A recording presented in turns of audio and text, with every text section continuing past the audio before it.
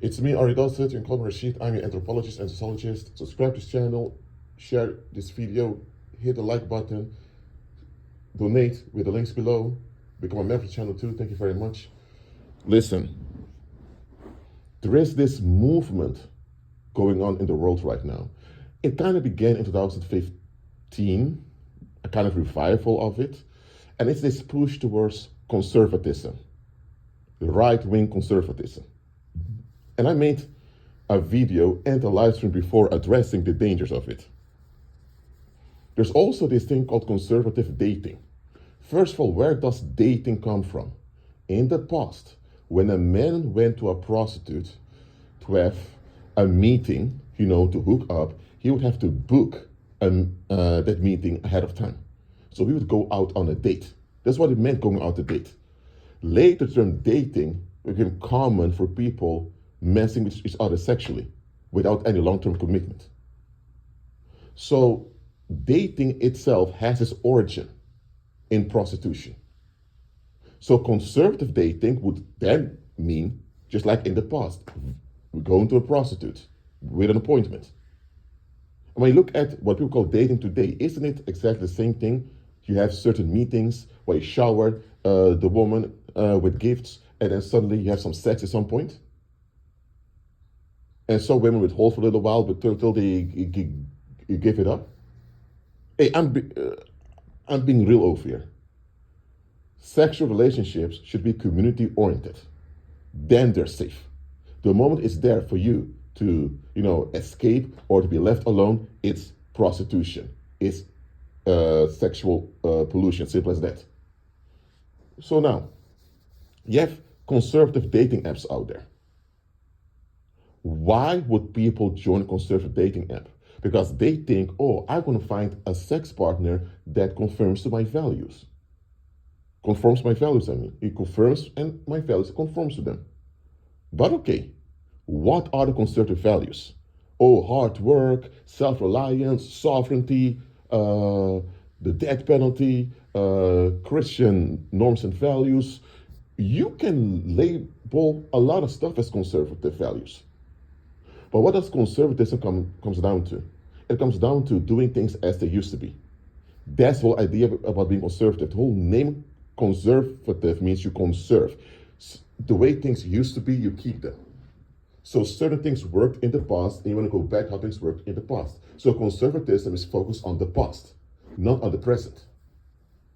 I mean, there was a time that common folks had horses and rich folks had cars.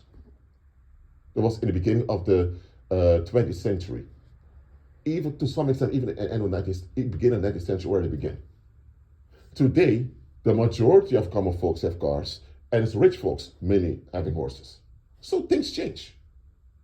So when things change, you need to adapt.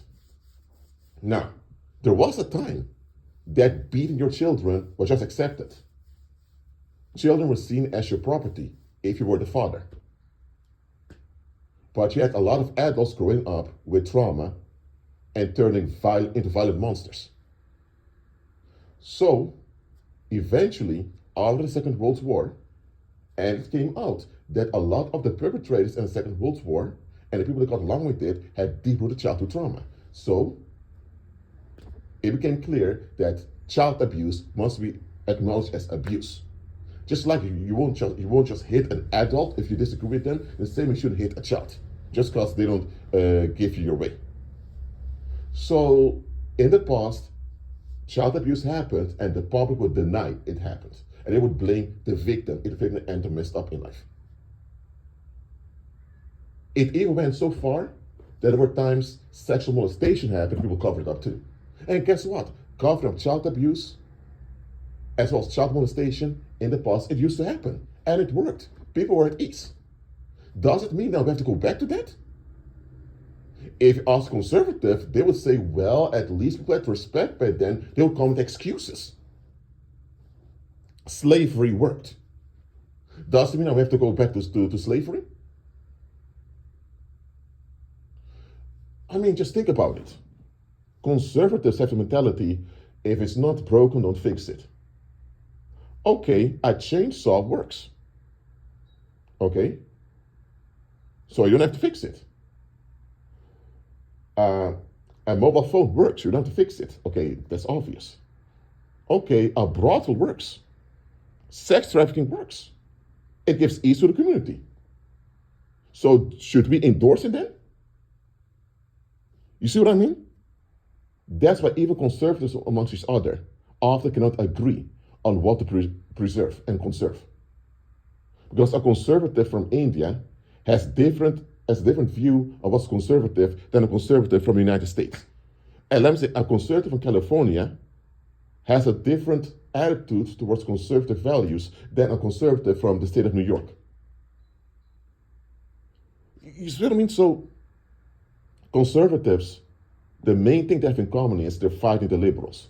Oh, the liberals are breaking down society. First of all, society is a narcissistic construct anyway, so why should anyone care about society? Should have communities. But anyway, oh, liberals break down society, liberals are doing this and that, liberals are allowing sexual decadence to happen, liberals this and that.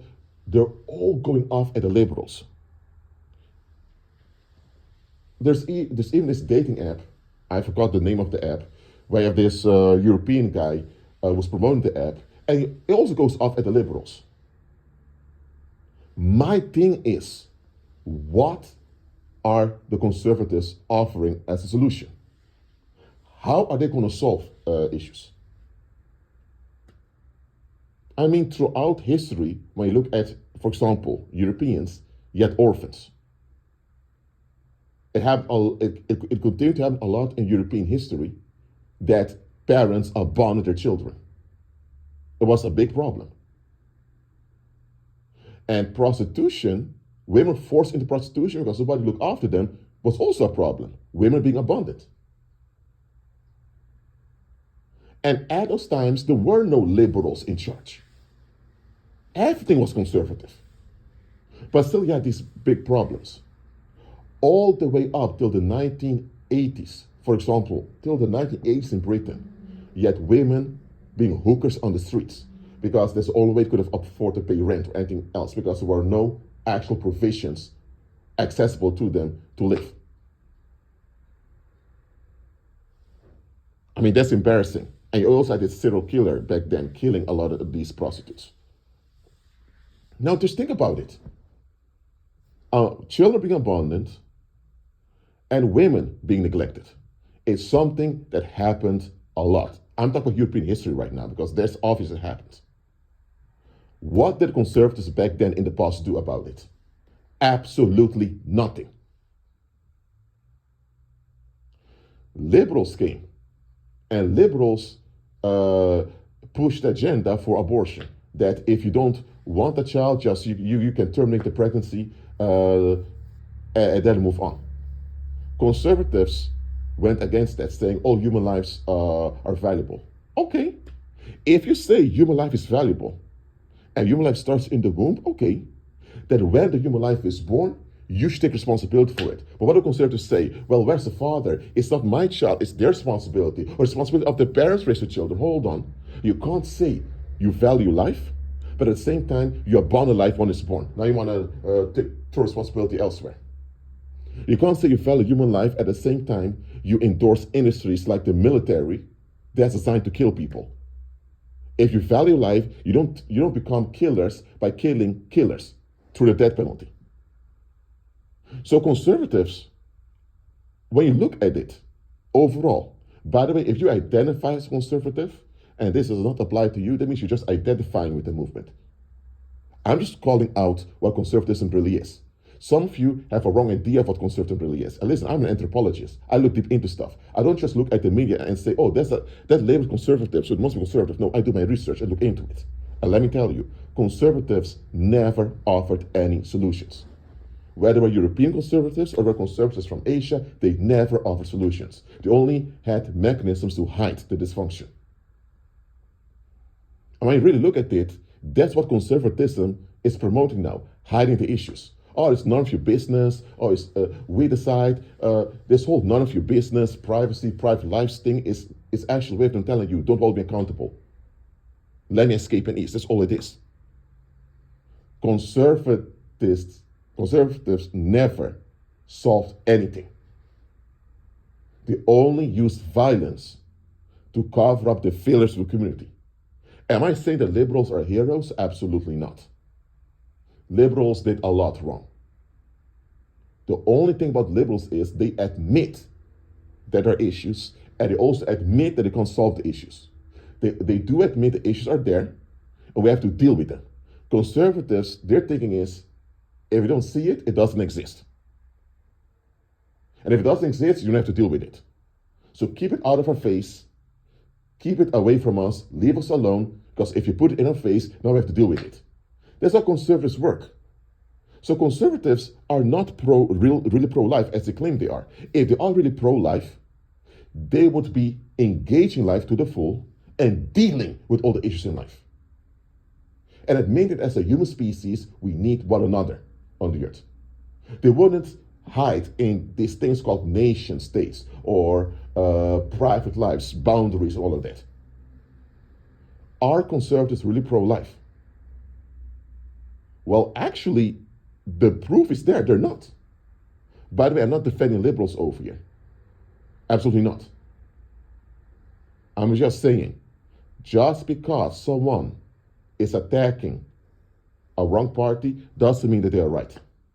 For example, let's say you have a highway in, let's say, Germany, and there's no speed limit over there. You can drive as hard as you want. And then there are people who are against this. But look at this. Are all the people who are against the lack of a speed limit, are they all on the same side? No. One individual wants a speed limit so that the police cannot charge people who cross the speed limit and so that the government can make some money through fines. So to them, it's all about financial revenue. Other individuals who lost loved ones due to car crashes say, no, there must be a speed limit because not everyone has the understanding and knowledge to calculate properly how hard to drive. So the second group of people, they actually care about the life and well-being of the community. The first type of individuals just want to make money out of traffic violations. So if there's no speed limit, there cannot be a violation. So we want to introduce a speed limit so that violations will occur so that they can cash in. And what will happen with the cash for all those fines? Will that money be used in a proper way for the community? Likely not. So just because you both are against something doesn't mean you're both on the same team. It doesn't mean that you can bond with one another. Listen, conservatives never solved anything. They never did. So if they never solved anything in history, why then would they suddenly be able to do it right now? I mean, if conservatism was so powerful and effective, how come liberals end up taking charge then? Obviously, the conservative attitudes in the past did not work. And that's why people went towards liberalism. Obviously, there were things happening in the past that were wrong and should have been corrected, but were not correct because, hey, it worked. Wrong things can work, but it doesn't mean that because they work, they're right. So now that liberals openly revealed that they can't solve things, not want to say we need to become conservative again. No. Liberals revealed all that was wrong. They never claimed to have a solution.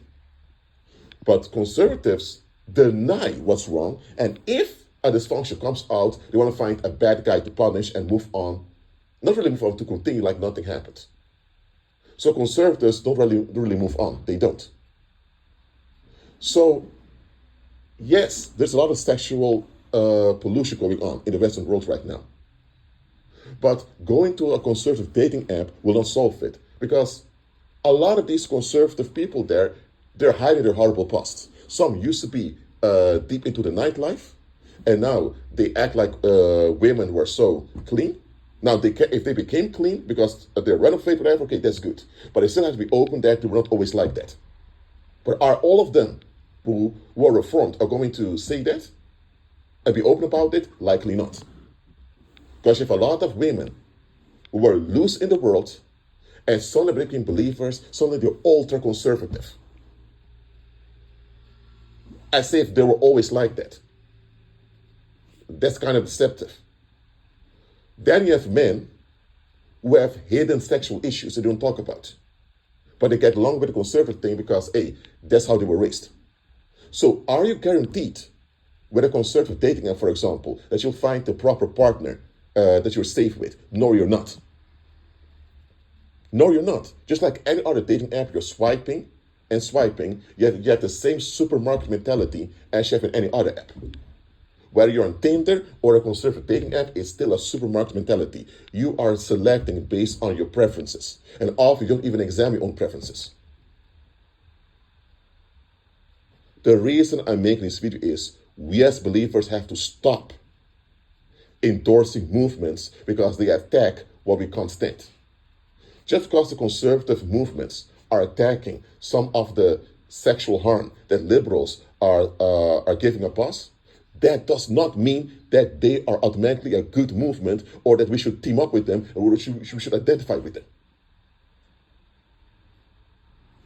Please use your discernment and create Christ.